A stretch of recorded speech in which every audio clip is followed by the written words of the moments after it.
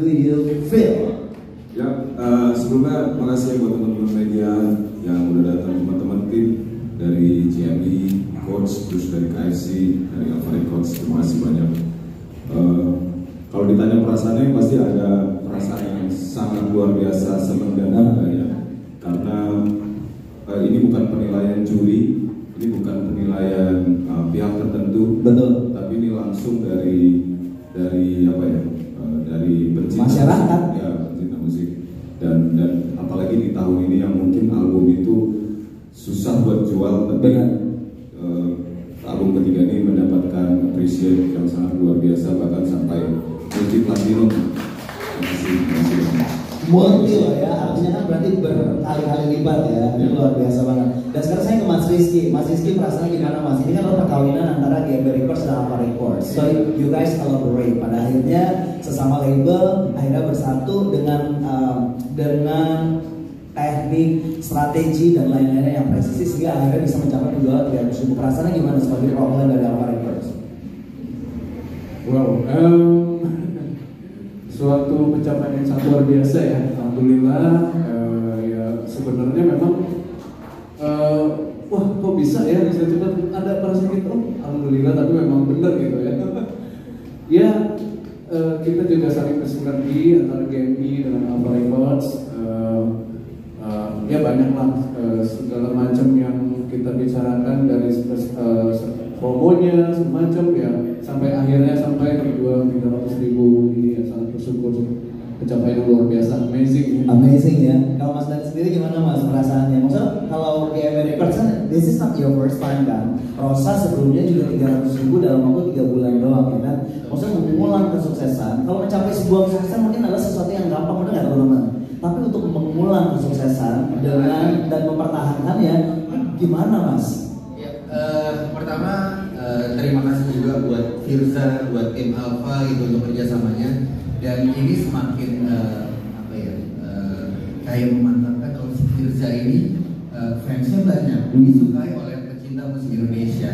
Karena dalam bentuk fisik ini, CD ini itu ada suatu ikatan khusus antara pembeli, antara fans dengan artisnya. Dan itu semakin menguatkan ya kalau Firza ini emang disukai oleh pecinta musik Indonesia. Gitu. Oke.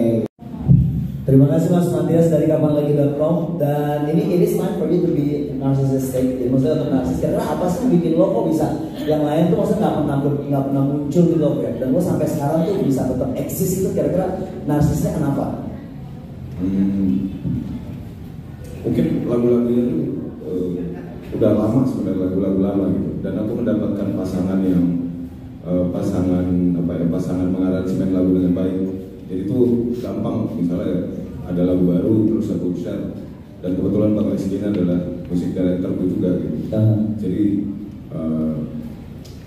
gampang untuk berkomunikasi. Dan terus sebenarnya tuh niat awal Firza itu bukan hanya sekedar pengen nyanyi, kebetulan aja ada bakat bisa dikit lah nyanyi. Humble banget. Ada jauh lebih jago gitu, banyak. Cuman niat awalnya itu sebenarnya aku tuh senang sekali dengan menulis, senang sekali dengan bikin lagu, dan itu terlalu banyak kayak lagu di rumah, jadi kayaknya ini harus disebarluaskan gitu. Bahkan rencana-rencana itu dari jauh-jauh hari. Di album ketiga mungkin udah setahun lebih ya, setahun kita rencanain gitu. Dan ini hampir 10 tahun udah berkarya di industri, hampir 10 tahun berkarya. Semua itu mungkin dibilang vakum itu ini sih Mas, lebih ke menunggu momentum gitu. Karena karyaku ini bukan karya yang sembarangan, jadi pengen dapat momen yang pas, terus bisa dobrak industri musik Indonesia gitu. Berharapnya. Tadi sebenarnya vakum itu dalam artian Firza ini, luruskan dulu ya. Bukannya dia tidak berkarya, dia tetap dia berkarya, nulis lagu, dia keluarin single juga, cuma memang albumnya ya, untuk album. Cuma album aja yang nggak muncul ya, tapi berkarya tetap. Iya, seperti itu ya. Aku nggak tahu. Cek. Kemarin tuh kita nggak tahu mau jual di mana albumnya. Oke. Kita nggak tahu mau jual di mana.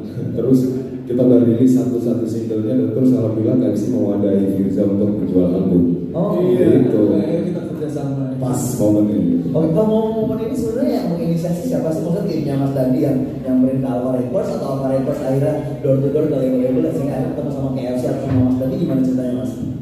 Sebenarnya kalau pembicaraannya itu udah berlangsung lama ya. Lama ya. Lama banget ya. Kita nunggu momen yang pas, memang momennya saat ini yang Oke, kembali lagi ke Mas Rizky, apa Mas yang membedakan Wirza dengan talent lain?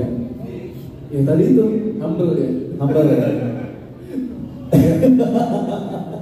Iya. Seorang Firza ini dia cukup memang bukan cukup ya, sangat-sangat dari segi suaranya udah berkarakter. Oke. Dari sisi seorang Firzanya karismatik banget. Ya, personanya juga sangat dicintai ya oleh para fans. Iya. Oh ya, mungkin jangan ada aku ya.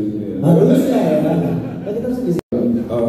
Mungkin kalau Dev itu awal muasalnya itu aku menganggap mereka itu sebagai teman aja, dan menganggap mereka sebagai fans lah. Mereka tuh komunitas yang mungkin senang sama karya-karya Firza dan aku harus banyak sharing sama dia gitu. Awalnya dari situ dan terus akhirnya kalau sekarang itu kalau di Jakarta aku buka coffee shop. Namanya di warung namanya ya, di warung besar. Jadi tempat kopi darat mereka juga. Iya, jadi itu tempat apa namanya tempat mereka berkumpul, tempat mereka berkumpul dan sering intas gitu sama mereka, sering intas dan terus juga mungkin batasan-batasan ngobrolnya nggak terlalu banyak. Jadi itu yang mungkin bisa bergerak lebih intimate ya, lebih dekat.